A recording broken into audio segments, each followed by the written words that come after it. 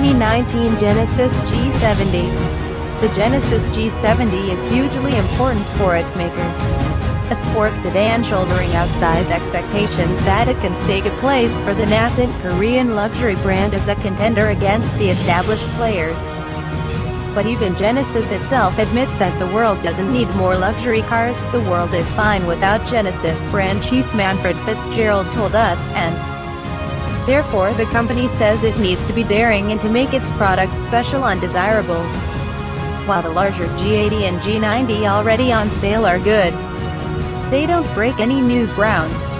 And their genealogies include Hyundai-badged antecedents. The G70 line starts under Genesis, and that fact, along with its broader target audience, codifies its significance.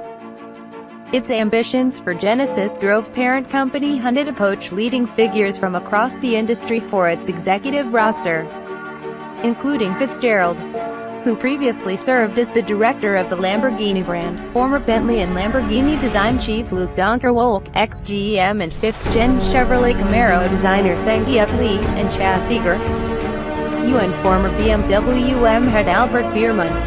Their mission: make cars that are achingly beautiful and drive even better, a goalpost often raised by automakers but rarely cleared. As you'd expect, Genesis aims directly at the German triumvirate of Audi, BMW, and Mercedes-Benz, and the G70 targets those companies' A4, 3 Series, and C-Class.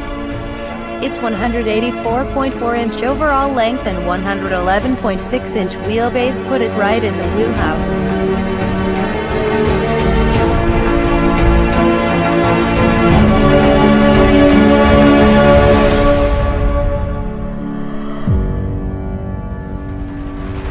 The current F33 series was the dynamic bogey. We're not sure we'd have made the same selection, while the A4 and the C set the bars for refinement and luxury.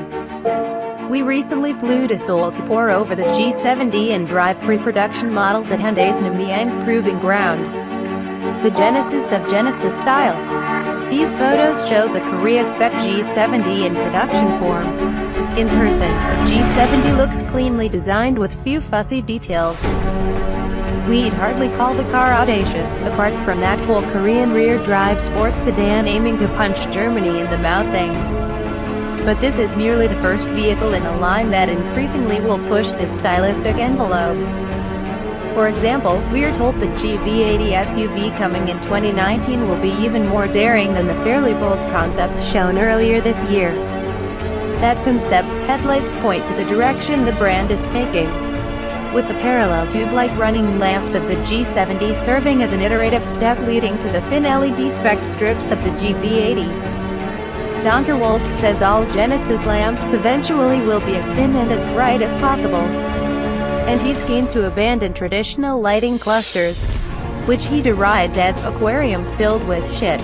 Eventually, things will get more adventurous, as Genesis vehicles develop radical light signatures that streak from the headlights, across the fenders, and toward the leading edges of the doors.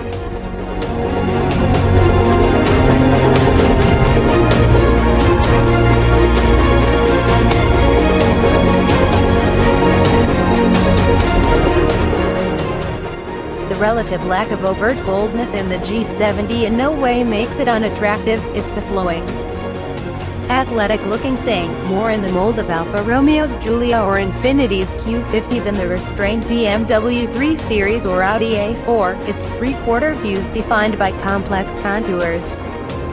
It also isn't really the work of Donckerwolke, Lee, and the Genesis design team as constituted today. Those two came on board only about 18 months ago, well after the G70's final design had been frozen, and they were able only to tweak the fascia and push the roofline a little lower, adjustments that Fitzgerald says were a big help. Biermann, having joined the company earlier, likely had more effect on the dynamic tuning. The next Genesis product, and the first to be more fully molded by this group, will be the next-gen G80, which is due in 2019. Like the lights, the G70's grille is an intermediate step toward a brasher look. In the previews we saw, the future grille both echoed the central crest of the Genesis logo and resembled the face shield of a knight's helm. The shape is similar to that used by Cadillac and Mazda, but Lee told us the grille eventually will extend lower and be larger overall than those brands. A slat in the lower intake actually traces the bottom of the future grille's shape. The genesis of sportiness. The US market G70 will offer a pair of engines. A turbocharged 2.0-liter inline-four rated for 252 horsepower and 260 pounds-feet of torque, and a twin-turbocharged 3.3-liter V6 good for a stout 365 horsepower and 376 pounds-feet. Outputs are approximate. Exact US market specs won't be finalized until early next year. Ahead of a March or April on-sale date as a 2019 model, both will be available with rear or all-wheel drive, and all models also get a limited slip rear differential as standard. The same Hyundai-designed 8-speed automatic from the G80 is standard across the board, albeit with specific programming, although the US may also get a special treat in the first year, only 2.0T with a manual transmission. If that happens, credit Genesis as US ARM, which we are told requested the combo.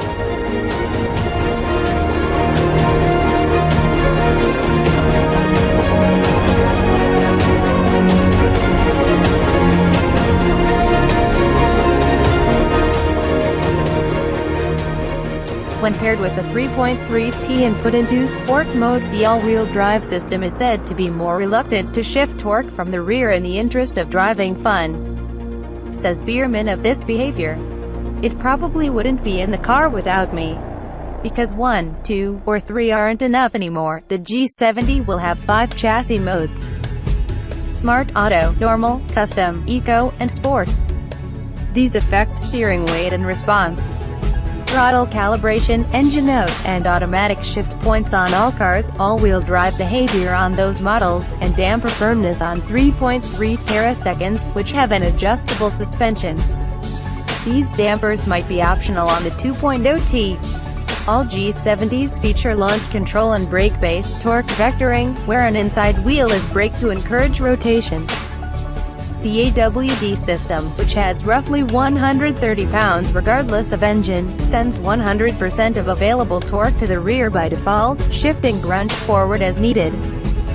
We don't have curb weights yet, but approximate front-rear weight distributions are claimed to be 52/48% for the rear drive 2.0T, 53/47 for the 2.0T AWD, and 55/45-ish for the 3.3T. The G70 rides on a shorter version of the same architecture employed by the Kia Stinger, in comparison with that car. The Genesis is 5.8 inches shorter overall, 0.8 inch narrower, and the same height, while riding on a wheelbase paired by 2.8 inches. We drove the Korea Spec 2.0T with both rear and all-wheel drive, which differed from what we'll see here mainly in steering tuning, which wasn't yet finalized, as well as ride compliance and tire fitment. Both of these wore 225/45 R18 Bridgestone RE050s, but will come on Michelin MXM4 all-season tires in the United States in the interest of highway comfort, as the Michelins better absorb harsh impacts and generate less noise. The 4-cylinder groans a bit and lacks character. And, although the transmission changed gears smoothly and was well programmed in this application, it needed final polish to resolve some occasionally hesitant shifts. Rapid directional changes prompted quickly gathered body roll, but nothing in the way of lolling our back and forth bobbing.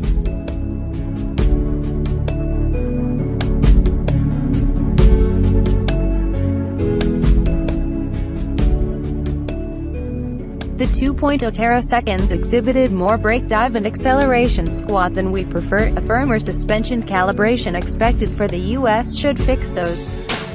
Regarding the work-in-progress electrically assisted steering, the rear driver's rack was numb and efforts excessively light. Surprisingly, the all-wheel drive car had more feel and better weight with more predictable build-up.